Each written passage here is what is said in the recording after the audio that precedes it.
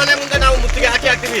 ಕೆಲವು ದಿನಗಳಲ್ಲಿ ನಾವು ಈಗ ಹಾಕ್ತೀವಿ. ಅಸ್ಸಾಂನಿಂದ ಬಂದವರು, ಬೆಂಗಾಳಿಂದ ಬಂದವರು ನಮ್ಮನ್ನ ತಿಳ್ಕೊಂಡಿದ್ದಾರೆ. ಅವಶ್ಯಕತೆ ಯಾವ ಬರ್ತದೆ ಅಂದ್ರೆ ನೆಕ್ಸ್ಟ್ ವೋಟ್ ಬರಬೇಕಲ್ಲ, 100% ಶಾಸಕನ ಮನೆ ಮುಂದೆ ನಾವು ಮುತ್ತಿಗೆ ಹಾಕ್ತೀವಿ. ನಮಸ್ಕಾರ ಸ್ನೇಹಿತರೆ, ನಾನು ಮಹದೇಶ್ ಅಂತೇಳಿ ಬಹುಜನ ಕಾರ್ಮಿಕ ಸಂಘದ ಜಿಲ್ಲಾ ಉಪಾಧ್ಯಕ್ಷರು. ಇಲ್ಲಿ ಬಿ.ಸಿ.ಟಿಗೇರಿ ಬಿ.ಸಿ.ಟಿಗೇರಿಯಲ್ಲಿ ಒಂದು 4 ತಿಂಗಳಿಂದ ಹೋರಾಟ ನಡೀತಾ ಇತ್ತು. ಎಲ್ಲ ಆದಿವಾಸಿಗಳು ಮತ್ತು ಎಸ್.ಸಿ ದಲಿತರು ಇದರ ಎಲ್ಲ ಜನಾಂಗದವರು ಇಲ್ಲಿ ಕೂತು ಹೋರಾಟ ಮಾಡ್ತಿದ್ದಾರೆ. 4 ತಿಂಗಳಾಗಿದೆ.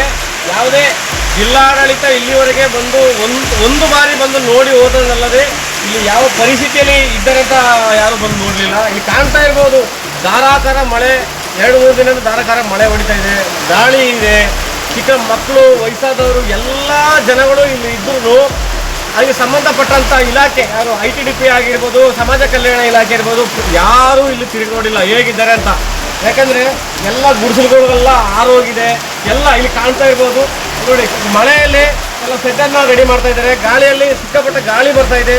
ಆದರೂ ನಮ್ಮ ಮಾನ್ಯ ಶಾಸಕರಾದಂಥ ಎಸ್ ಪೊನ್ನಣ್ಣನವರು ಅವರು ಕೂಡ ಇಲ್ಲಿ ತಿರುಗಿ ನೋಡಲಿಲ್ಲ.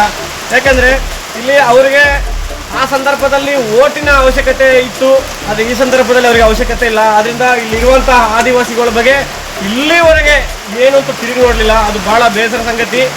ಆದರೆ ಒಂದು ದಿನ ಅವರು ನಮ್ಮ ಬಳಿಗೆ ಬಂದೇ ಬರ್ತಾರೆ, ಓಟ್ ಕೇಳೋಕ್ಕಾದ್ರೂ ಬರ್ತಾರೆ. ಆವಾಗ ನಾವು ತೋರಿಸ್ತೀವಿ. ಯಾಕೆಂದರೆ ಇಲ್ಲಿ ಅಷ್ಟು ಒಂದಿಷ್ಟಾಗ ಜಾಗಕ್ಕೋಸ್ಕರ ಇಲ್ಲಿ ಬಂದ್ಬಿಟ್ಟು ಗುಡ್ಸಲಾಕಿ ವಾಸ ಇರೋವ್ರನ್ನ ಇಲ್ಲಿವರೆಗೆ ಅವರನ್ನು ಒಂದು ನೋಡಲಿಲ್ಲ. ಅದು ಭಾಳ ಖಂಡನೆ ಅವ್ರದ್ದು. ಯಾಕಂದರೆ ಜಿಲ್ಲಾಡಳಿತನೂ ಬಂದು ನೋಡಲಿಲ್ಲ, ತಹಸೀಲ್ದಾರ್ ಅವರು ಬರಲಿಲ್ಲ. ಬಂದು ಇವ್ರು ಯಾವ ಪರಿಸ್ಥಿತಿಯಲ್ಲಿ ಗಾಳಿ ಮಳೆಯಲ್ಲಿದ್ದಾರೆ, ಸೆಡ್ಡನ್ನು ಹಾಕೊಳ್ತಿದ್ದಾರೆ, ಅವ್ರು ಇದ್ದಾರ ಅಥವಾ ಏನಾದರೂ ಆಗಿದ್ದಾರೆ ಅಂತ ನೋಡೋಕ್ಕೆ ಇವ್ರು ಬರಲಿಲ್ಲ. ಮನೆ ಮುಂದೆ ನಾವು ಮುತ್ತಿಗೆ ಹಾಕ್ತೀವಿ.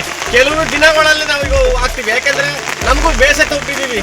ಯಾಕೆಂದರೆ ನಾವು ನಿಜವಾಗ್ಲೂ ಹೇಳ್ತೀವಿ, ನಾವು ಈ ದೇಶದ ಪ್ರಜೆಗಳು ಅಂತ ಹೇಳಿದ್ರೆ ನಮಗೆ ಅನುಮಾನ ಆಗಿದೆ. ಯಾಕೆಂದರೆ ನಮ್ಮನ್ನು ಎಲ್ಲ ಅಸ್ಸಾಂನಿಂದ ಬಂದವರು, ಬೆಂಗಾಳಿಂದ ಬಂದವರು ನಮ್ಮನ್ನ ತಿಳ್ಕೊಂಡಿದ್ದಾರೆ. ನಾವು ಇಲ್ಲಿಯ ಮೂಲ ನಿವಾಸಿಗಳಾಗಿ ಇವತ್ತು ಕೈ ಚಾಚುವಂಥ ಪರಿಸ್ಥಿತಿ ಆಗಿದೆ. ಇಷ್ಟಾಗ ಕೈ ಚಾಚ್ತಾ ಇದ್ದೀವಿ.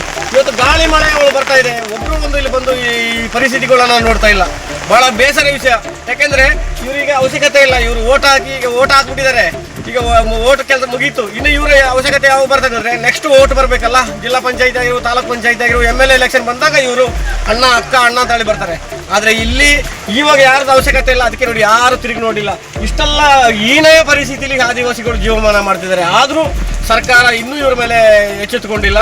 ಆದರೆ ಎಚ್ಚೆತ್ತುಕೊಳ್ಳಿಲ್ಲ ಅಂತ ಹೇಳಿದ್ರೆ ನಾವು 100% ಶಾಸಕನ ಮನೆ ಮುಂದೆ ನಾವು ಮುತ್ತಿಗೆ ಹಾಕ್ತೀವಿ. ನಾವಂತೂ ಇದು ಬಿಡಲ್ಲ. ರಾಜ್ಯ ಮಟ್ಟದಲ್ಲಿ ನಮ್ಮ ಸಂಘಟನೆ ಎಲ್ಲೆಲ್ಲಿದೆ ಎಲ್ಲ ಸಂಘಟನೆಗಳನ್ನು ಸಪೋರ್ಟ್ ತಗೊಂಡು ನಾವು ಮಾನ್ಯ ಶಾಸಕರು ಎಸ್ ಪೊನ್ನಣ್ಣನ ಮನೆ ಮುಂದೆ ನಾವು ಮುತ್ತಿಗೆ ಹಾಕಿ ನಮ್ಮ ಹಕ್ಕನ್ನು ನಾವು ಕೇಳ್ತೀವಿ. ಯಾಕೆಂದರೆ ಇವತ್ತು ಓಟ್ ಹಾಕೊಂಡು ಒಳ್ಳೆ ಬೆಚ್ಚಿಗೆ ಅವ್ರು ಕೂತ್ಬಿಟ್ಟಿದ್ದಾರೆ ಶ್ರೀಮಂತರು. ಇವತ್ತು ಬಡವರ ಪರಿಸ್ಥಿತಿ ಈ ಥರ ನಾಯಿಗಿಂತ ಕಡೆಯಾಗಿ ಬದುಕಿದ್ದಾರೆ ಇಲ್ಲಿ. ಆದರೂ ಅವರ ಬಗ್ಗೆ ಒಂದು ಕಾಳಜಿ ಇವರಿಗೆ ಬರಲಿಲ್ಲ.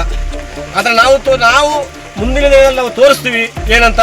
ನಾವಿನ್ನು ಕೆಲವು ದಿನಗಳಲ್ಲಿ ಇವರನ್ನು ಏನು ಇವ್ರನ್ನ ಪರಿಶೀಲನೆ ಮಾಡಲಿಲ್ಲ ಅಂತ ಹೇಳಿದ್ರೆ ನಾವು 100% ಅವರ ಸಂಬಂಧಪಟ್ಟಂಥ ಇಲಾಖೆ ಆಗಿರ್ಬೋದು, ಸಂಬಂಧಪಟ್ಟಂಥ ಶಾಸಕರಾಗಿರ್ಬೋದು, ಇವರ ಮನೆಗೆ ನಾವು ಕಾಲ್ನಡಿಗೆ ಇಲ್ಲಿಂದ ಬಿ.ಸಿ.ಟಿಗೇರಿಯಿಂದ ಕಾಲ್ನಡಿಗೆ ಜಾಥಾ ಮಾಡಿ ನಾವು ಅವ್ರನ್ನ ಖಂಡಿಸ್ತೀವಿ ನಾವು.